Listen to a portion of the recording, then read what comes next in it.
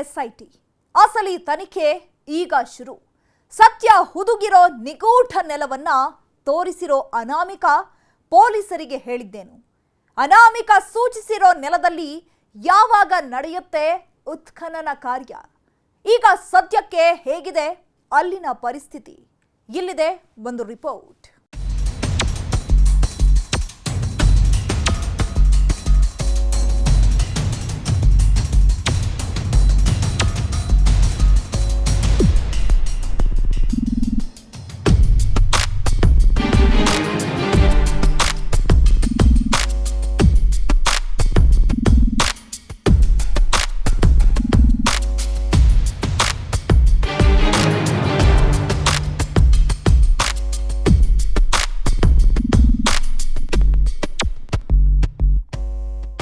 ಈವರೆಗೆ ಒಂದು ಲೆಕ್ಕ, ಇನ್ಮೇಲೆ ಮತ್ತೊಂದು ಲೆಕ್ಕ. ಆ ಮತ್ತೊಂದು ಲೆಕ್ಕವೇ ಧರ್ಮಸ್ಥಳದ ಲೆಕ್ಕ. ಈಗ ಅನಾಮಿಕ ಲೆಕ್ಕ ಚುಕ್ತಾ ಮಾಡೋ ಕೆಲಸಕ್ಕೆ ಇಳಿದಿದ್ದಾನೆ. ತಾನು 20 ವರ್ಷದ ಹಿಂದೆ ಓಡಾಡಿದ್ದ ಫೀಲ್ಡ್ಗೆ ಎಂಟ್ರಿ ಕೊಟ್ಟಿದ್ದಾನೆ. ತಾನು ಎಲ್ಲಿ ಶವಗಳನ್ನು ನೋಡಿದ್ದೆ, ಎಲ್ಲಿ ಶವಗಳನ್ನು ಹೂತಾಕಿದ್ದೆ ಅನ್ನೋದನ್ನ ಜ್ಞಾಪಿಸ್ಕೊಂಡು ಕಾಡಲ್ಲಿ ಅಲೆದಾಡಿದ್ದಾನೆ. ಕೆಲವೊಂದು ಪ್ಲೇಸ್ಗಳನ್ನ ಅಧಿಕಾರಿಗಳಿಗೆ ತೋರಿಸಿದ್ದಾನೆ. ಇದೇ ಸ್ಥಳದಲ್ಲಿ ಶವಗಳ ಸತ್ಯವನ್ನ ಹೂತಾಕಿದ್ದೆ ಎಂದಿದ್ದಾನೆ. ಒಂದಷ್ಟು ಸ್ಥಳಗಳಲ್ಲಿ ಶವಗಳಿದ್ದಾವೆ ಅಂತ ಹೇಳ್ಕೊಂಡಿದ್ದಾನೆ. ಈಗ ಆತನು ಹೇಳೋದ್ರ ಮೇಲೆ ಅಧಿಕಾರಿಗಳು ಮಾತ್ರವಲ್ಲ, ಇಡೀ ರಾಜ್ಯವೇ ಕಣ್ಣಿಟ್ಟಿದೆ. ಆತ ಯಾವ ಜಾಗ ತೋರಿಸ್ತಾನೋ, ಅಧಿಕಾರಿಗಳಿಗೆ ಏನು ಹೇಳ್ತಾನೋ ಅನ್ನೋದು ಕುತೂಹಲ ಮೂಡಿಸಿರೋದು ಮಾತ್ರವಲ್ಲ, ನಿಗೂಢ ಪ್ರಶ್ನೆಯನ್ನೂ ಹುಟ್ಟಾಕಿದೆ.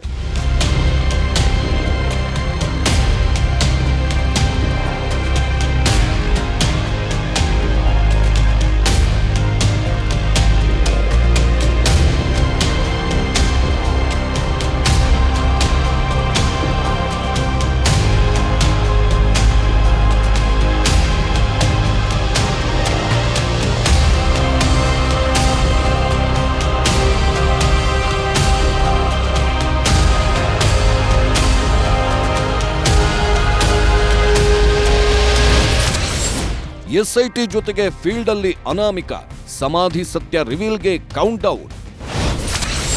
ನೇತ್ರಾವತಿ ನದಿ ಪಕ್ಕದ ಕಾಡಲ್ಲಿ ನಡೆಯಿತು ರೋಚಕ ಸತ್ಯ ಶೋಧನೆ. ಕಾಡಲ್ಲಿ ಅಲೆದಾಡಿದ ಮಾಸ್ಕ್ ಮ್ಯಾನ್ ಅಧಿಕಾರಿಗಳಿಗೆ ತೋರಿಸಿದ್ದೇನು? ಕೌಂಟ್ ಡೌನ್ ಶುರುವಾಗಿದೆ. ಧರ್ಮಸ್ಥಳದ ಪರಿಸರದಲ್ಲಿ ಏನೇನಿದೆ ಅನ್ನೋದ್ರ ಸತ್ಯ ರಿವೀಲ್ ಆಗೋಕೆ ಕೌಂಟ್ ಡೌನ್ ಶುರುವಾಗಿದೆ. ಈವರೆಗೆ 4 ಗೋಡೆಗಳ ಮಧ್ಯೆ ಕೂತ್ಕೊಂಡು ಅಧಿಕಾರಿಗಳು ಕೇಳಿದ ಪ್ರಶ್ನೆಗಳಿಗೆ ಉತ್ತರ ಕೊಡ್ತಾ ಇದ್ದ ಅನಾಮಿಕ ಈಗ ಆ 4 ಗೋಡೆ ಬಿಟ್ಟು ಹೊರಗೆ ಬಂದಿದ್ದಾನೆ. ಆತನೊಬ್ಬ ಮಾತ್ರ ಅಲ್ಲ, ಆತನ ಜೊತೆಗೆ ಇನ್ನೂ ಒಂದಷ್ಟು ಅಧಿಕಾರಿಗಳನ್ನು ಕರ್ಕೊಂಡು ಬಂದಿದ್ದಾನೆ. ಸುಮಾರು 15 ಗಂಟೆಗಳ ಸತತ ವಿಚಾರಣೆ ನಂತರ ಬಿಗಿ ಭದ್ರತೆಯಲ್ಲಿ ಹೊರಗೆ ಬಂದಿರೋ ಆತ ನೇತ್ರಾವತಿ ನದಿಯ ಸ್ನಾನಘಟ್ಟ ಹಾಗೂ ನೇತ್ರಾವತಿ ನದಿಯ ಪಕ್ಕದ ಕಾಡಲ್ಲಿ ಅಲೆದಾಡಿ ಒಂದಷ್ಟು ರೋಚಕ ವಿಚಾರಗಳನ್ನ ರಿವೀಲ್ ಮಾಡಿದ್ದಾನೆ.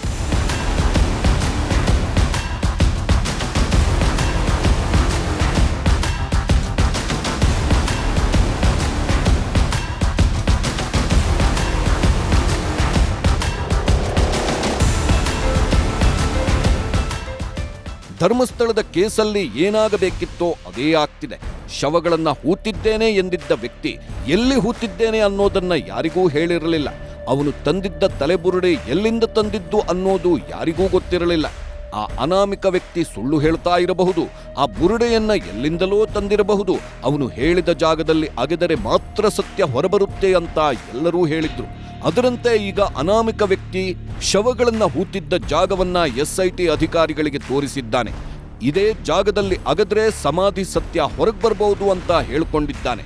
ಇದನ್ನ ನಂಬಿರೋ ಅಧಿಕಾರಿಗಳು ಆತ ಹೇಳಿದ ಸ್ಥಳಗಳನ್ನ ಮಾರ್ಕ್ ಮಾಡಿ ಇಟ್ಕೊಂಡಿದ್ದಾರೆ. ಸ್ಥಳಗಳನ್ನ ಸೆಕ್ಯೂರ್ ಮಾಡಿದ್ದು, ಆ ಸ್ಥಳಗಳಿಗೆ ಸಂಪೂರ್ಣ ಭದ್ರತೆ ನೀಡಿದ್ದಾರೆ.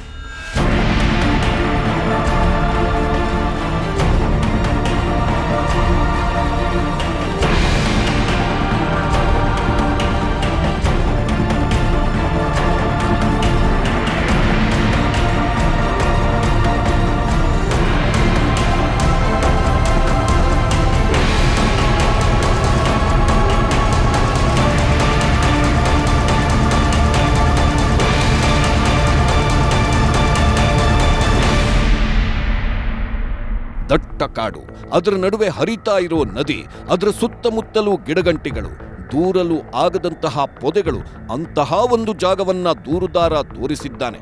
ಅಲ್ಲೇ ಒಂದಷ್ಟು ಜಾಗ ತೋರಿಸಿ, ಈ ಜಾಗದಲ್ಲೇ ನಾನು ಶವಗಳನ್ನ ಹೂತಿದ್ದೆ, ಈ ಜಾಗದಿಂದಲೇ ತಲೆಬುರುಡೆಯನ್ನ ತಂದಿದ್ದೆ ಅಂತ SIT ಅಧಿಕಾರಿಗಳ ಮುಂದೆ ಹೇಳಿದ್ದಾನೆ. ಸದ್ಯ ಆ ಜಾಗ ನೋಡಿದವರೆಲ್ಲ ಎಸ್, ಇಲ್ಲಿ ಏನೋ ನಡೆದಿರುತ್ತೆ ಅಂತ ಭಾವಿಸುವ ರೀತಿ ಆ ಜಾಗ ಕಂಡು ಬಂದಿದೆ. ಧರ್ಮಸ್ಥಳ ಭಾಗದಲ್ಲಿ ಖಾಲಿ ಜಾಗಕ್ಕಿಂತ ಕಾಡೇ ಜಾಸ್ತಿ ಇದೆ. ಇಲ್ಲಿನ ಕಾಡುಗಳಲ್ಲಿ ನುಗ್ಗಿ ಓಡಾಡೋದೇ ಕಷ್ಟ. ಅದಕ್ಕೆ ಕಾಡುಗಳಲ್ಲಿ ಯಾರು ಸತ್ತು ಬಿದ್ರು, ಏನೇ ನಡೆದ್ರು ಯಾರೂ ಹೋಗಿ ನೋಡೋದಿಲ್ಲ. ಅಂತಹ ಜಾಗವನ್ನ ಅಧಿಕಾರಿಗಳಿಗೆ ತೋರಿಸಿದ್ದಾನೆ ಆ ಅನಾಮಿಕ ವ್ಯಕ್ತಿ.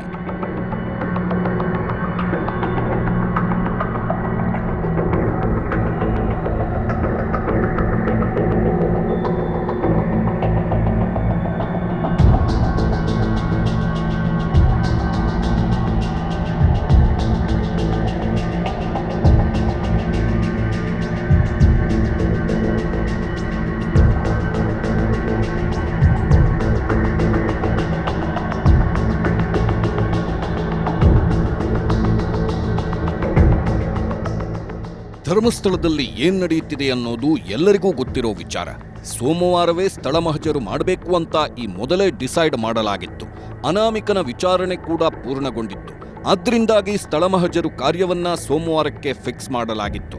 ಸೋಮವಾರ ಬೆಳಗ್ಗೆಯಿಂದ ಸಂಜೆವರೆಗೆ ನಡೆದಿರುವ ಸ್ಥಳ ಮಹಜರು ಕಾರ್ಯವೆಲ್ಲ ರೋಚಕ.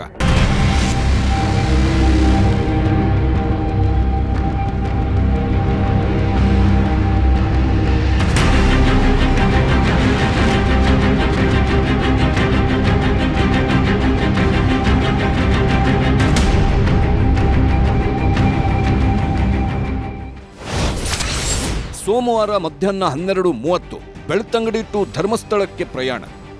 ನಿಮಗೆ ಗೊತ್ತಿರಬಹುದು, SIT ಟೀಮ್ ಯಾವಾಗ ಧರ್ಮಸ್ಥಳ ಕೇಸ್ಗೆ ಎಂಟ್ರಿ ಕೊಡ್ತೋ ಆಗಲೇ ಒಂದು ನಿರ್ಧಾರ ಮಾಡಿತ್ತು.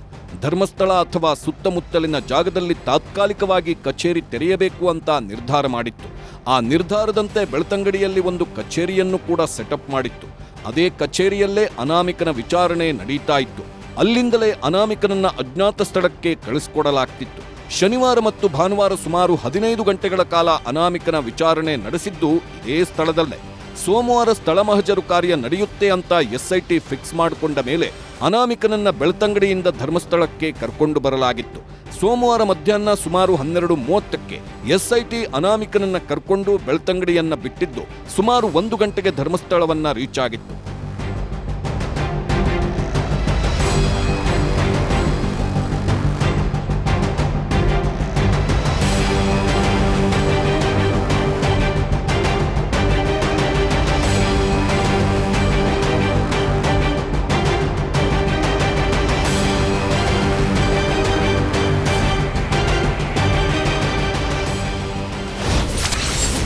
ಸೋಮವಾರ ಮಧ್ಯಾಹ್ನ 1:05 ಕಾಡಿನೊಳಗೆ ಎಂಟ್ರಿ ಕೊಟ್ಟ ಟೀಮ್. ಧರ್ಮಸ್ಥಳಕ್ಕೆ SIT ಟೀಮ್ ಬಂದಿತ್ತು. ಧರ್ಮಸ್ಥಳ ಗ್ರಾಮಕ್ಕೆ ನೇರವಾಗಿ ಬಂದಿದ್ದ SIT ಟೀಮ್ ಮತ್ತು ಅನಾಮಿಕ ನೇರವಾಗಿ ಬಂದಿದ್ದು ನೇತ್ರಾವತಿ ನದಿಯ ಸ್ನಾನಘಟ್ಟಕ್ಕೆ. ಸ್ನಾನಘಟ್ಟಕ್ಕೆ ಅನಾಮಿಕ ಬಂದಾಗ ಆತನ ಸುತ್ತಲೂ ಟೈಟ್ ಸೆಕ್ಯೂರಿಟಿ ಇತ್ತು. ಸುತ್ತಮುತ್ತಲೂ ಪೊಲೀಸರು, ಶಸ್ತ್ರಧಾರಿಗಳು, ತನಿಖಾಧಿಕಾರಿಗಳು, ವಿವಿಧ ಇಲಾಖೆಯ ಸಿಬ್ಬಂದಿ. ಅಬ್ಬಾ, ಇಂಥ ಸೆಕ್ಯೂರಿಟಿ ಯಾರಿಗೂ ಇರೋದಿಲ್ಲ. ಅಷ್ಟೊಂದು ಸೆಕ್ಯೂರಿಟಿ ಆತನಿಗೆ ಕೊಟ್ಟಿದ್ರು. ಸ್ನಾನಘಟ್ಟದ ಸಮೀಪಕ್ಕೆ ವ್ಯಾನ್ನಲ್ಲಿ ಬಂದಿದ್ದ ಆತ ಕೆಲವೇ ನಿಮಿಷಗಳಲ್ಲಿ ಅಲ್ಲಿಂದ ಇಳಿದು ನೇರವಾಗಿ ಸ್ನಾನಘಟ್ಟದ ಸಮೀಪದ ಒಂದು ಅಂಚಿಗೆ ಹೋದ. ಹೋಗೋ ಅನಾಮಿಕ ತನ್ನ ಜೊತೆಯಲ್ಲೇ ಅಧಿಕಾರಿಗಳನ್ನು ಕರ್ಕೊಂಡು ಹೋದ. ಅಧಿಕಾರಿಗಳು ಅಲ್ಲೇ ಸ್ವಲ್ಪ ಹೊತ್ತು ಇದ್ರು. ಕೆಲವೊಂದು ವಸ್ತು ಪದಾರ್ಥಗಳನ್ನ ಸಂಗ್ರಹಿಸಿದ್ರು. ನಂತರ ಸುಮಾರು 1 ಗಂಟೆ 5 ನಿಮಿಷಕ್ಕೆ ಅವರೆಲ್ಲ ಎಂಟ್ರಿ ಕೊಟ್ಟಿದ್ದು ನೇತ್ರಾವತಿ ನದಿ ಪಕ್ಕದ ಕಾಡಿಗೆ.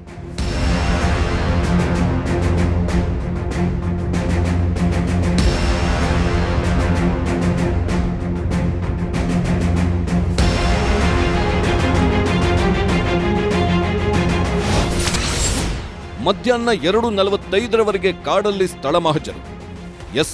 1 ಗಂಟೆ ಸುಮಾರಿಗೆ ಸ್ಥಳ ಮಹಜರು ಕಾರ್ಯಕ್ಕೆ ಇಳಿದಿದ್ದ SIT ಟೀಮ್ ಸ್ನಾನಘಟ್ಟದಿಂದ ಕೆಲವೇ ನಿಮಿಷಗಳಲ್ಲಿ ಕಾಡೊಳಗೆ ಎಂಟ್ರಿ ಕೊಟ್ಟಿತ್ತು. ಬರೋಬ್ಬರಿ 2 ಗಂಟೆ 45 ನಿಮಿಷದ ತನಕ, ಅಂದ್ರೆ ಬರೋಬ್ಬರಿ 1.25 ಗಂಟೆ ಕಾಡಲ್ಲಿ ಸ್ಥಳ ಮಹಜರು ಮಾಡ್ಕೋತಾರೆ. ಕಾಡಿನ ಮರಗಳು, ಗಿಡಗಳು, ಪೊದೆಗಳ ಮಧ್ಯೆ ಓಡಾಡಿ ಕೆಲವೊಂದು ಸ್ಥಳಗಳನ್ನ ಗುರುತು ಮಾಡಿದ್ದ ಅನಾಮಿಕ ಗುರುತು ಮಾಡೋ ವೇಳೆ ಕೆಲವೊಂದು ಪ್ರಶ್ನೆಗಳನ್ನು ಕೇಳಿ ಉತ್ತರವನ್ನೂ ಪಡೆದುಕೊಂಡಿತ್ತು SIT ಟೀಮ್. ಸುಮಾರು 13 ಸ್ಥಳಗಳನ್ನ ಅನಾಮಿಕ ತೋರಿಸಿದ್ದು ಅದೆಲ್ಲವನ್ನ ಎಸ್ಐಟಿ ಮಾರ್ಕ್ ಮಾಡಿ ಇಟ್ಕೊಂಡಿದೆ. ಆ ಸ್ಥಳಗಳಲ್ಲಿ ಶೀಘ್ರವೇ ಉತ್ಖನನ ಕಾರ್ಯ ನಡೆಯಲಿದೆ.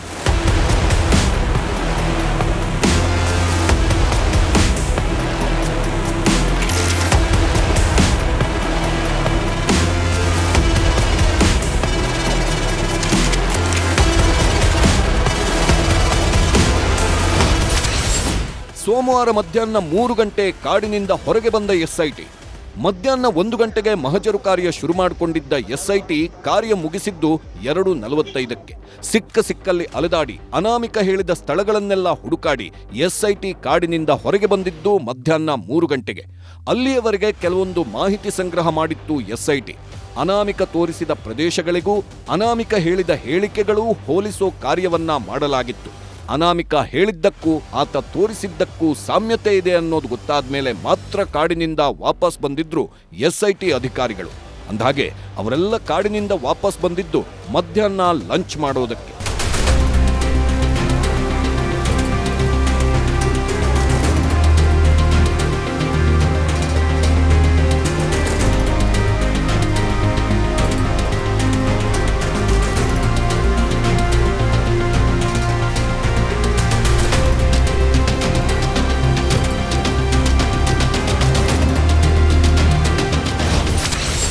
ಮೂರು 10 ಲಂಚ್, 4:15ಕ್ಕೆ ಮತ್ತೆ ಕಾಡಿಗೆ, 4:20ಕ್ಕೆ ಮಹಜರು ಪುನಾರಂಭ.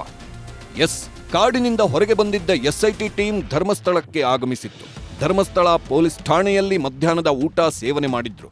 ಊಟ ಮಾಡಿ ಸುಮಾರು 1 ಗಂಟೆ ವಿಶ್ರಾಂತಿ ಪಡೆದಿದ್ದ ಟೀಮ್ ನಂತರ 4:15ಕ್ಕೆ ಮತ್ತೆ ಕಾಡಿಗೆ ಎಂಟ್ರಿ ಕೊಟ್ಟಿತ್ತು.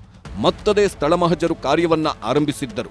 ಸುಮಾರು 4 ಗಂಟೆ 20 ನಿಮಿಷಕ್ಕೆ ಮತ್ತೆ ಮಹಜರು ಪುನಾರಂಭ ಮಾಡಿದ್ದು ಸಮಾಧಿ ಸ್ಥಳ ಶೋಧನೆ ನಡೆದಿತ್ತು.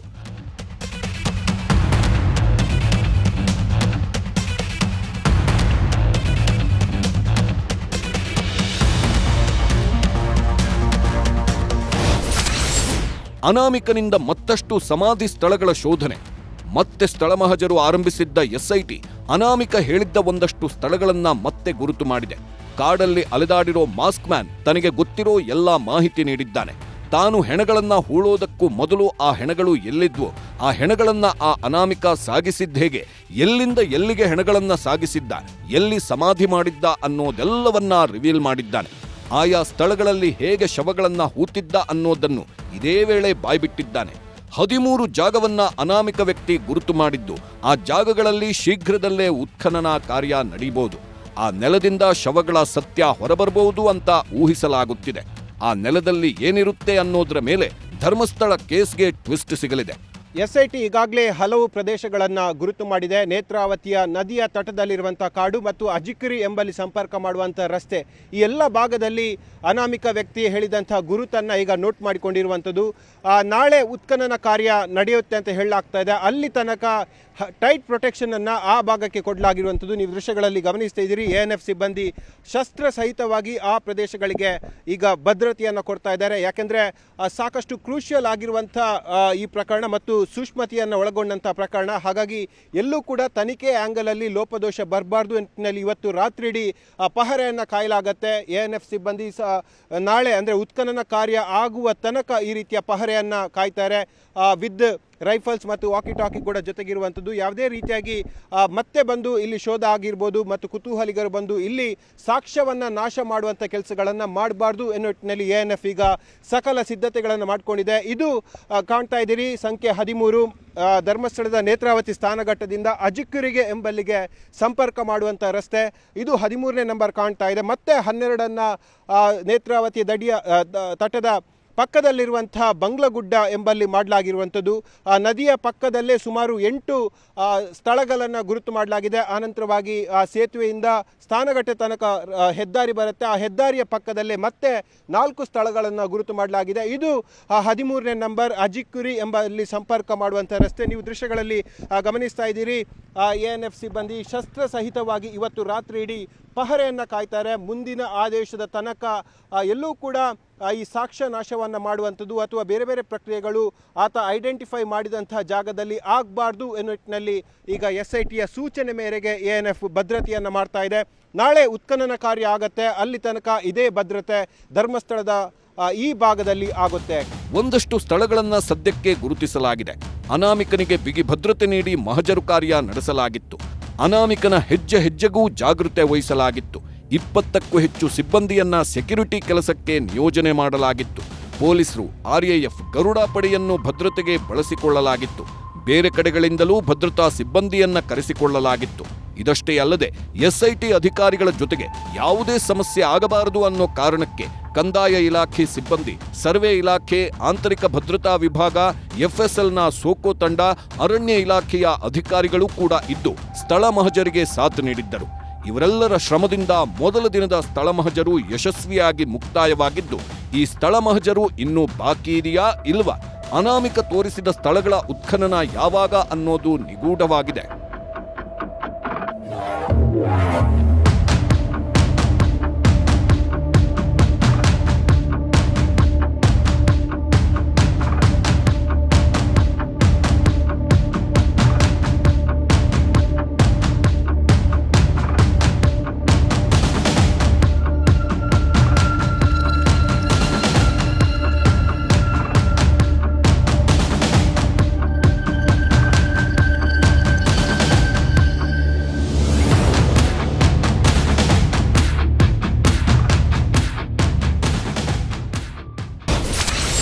ದಟ್ಟ ಕಾಡಿನೊಳಗಿನ ಅಸಲಿ ಸತ್ಯವೇನು?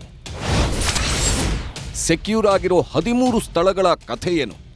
ನಾನೇ ಶವ ಹೂತಾಕಿದ್ದು, ನನ್ನ ಕೈಯಾರೇ ಪಾಪದ ಕೆಲಸ ಮಾಡಿದ್ದು, ನನ್ನ ಕೈಯಾರೇ ಸತ್ಯ ಮುಚ್ಚಿ ಹಾಕಿದ್ದು ಅಂತ ಹೇಳ್ತಿರೋ ಮಾಸ್ಕ್ ಮ್ಯಾನ್ ಅಂತಿಂಥ ಶಾಕ್ ಕೊಟ್ಟಿಲ್ಲ, ಇಡೀ ದೇಶವನ್ನೇ ಬೆಚ್ಚಿ ಬೀಳಿಸಿದ್ದಾನೆ.